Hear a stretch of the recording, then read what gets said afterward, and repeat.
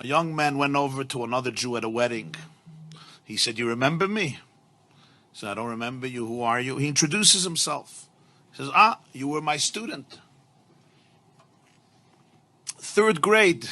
You were my student." "Yeah? Wow, I haven't seen you in so many years. How is your life? What are you involved in?" He says, "I'm a teacher."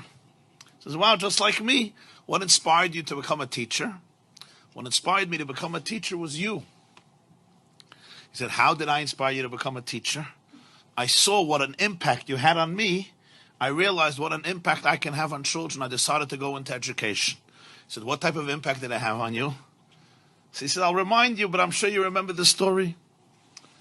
There was one day that one of my friends got himself, his mother or father bought him a beautiful wristwatch, and I dreamt for a watch, and I didn't afford one.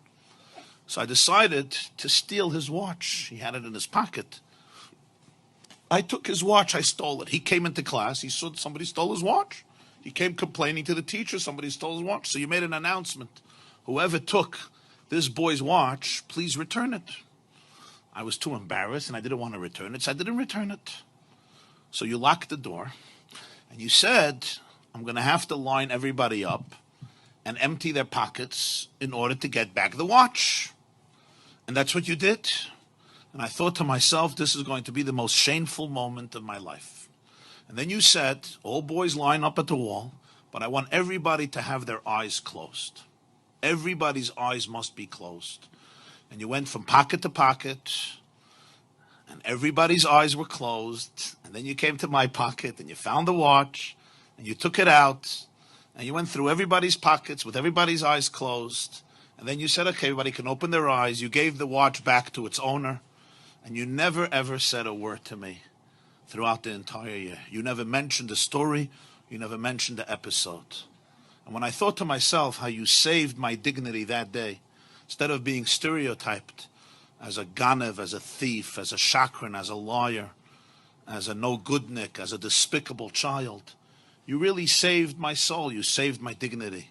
And you never mentioned a word, not only to anybody else, not only to the owner, but even to me. It happened, it's over. I understood the message. And when I looked at that, I saw it. I said, wow, this is what a teacher is. This is what a real educator is. This is what I want to do with my life. And therefore I went into education.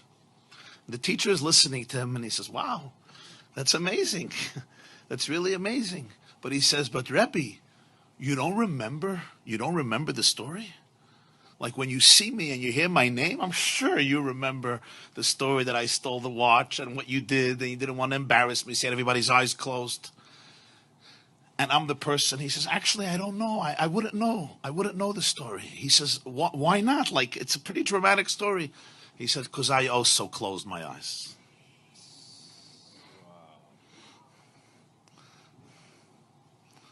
So I want to bless you and bless all of us that we should be able to be such leaders, such teachers, such parents, such educators, such mashpiyim, to be able to be there for people in this way.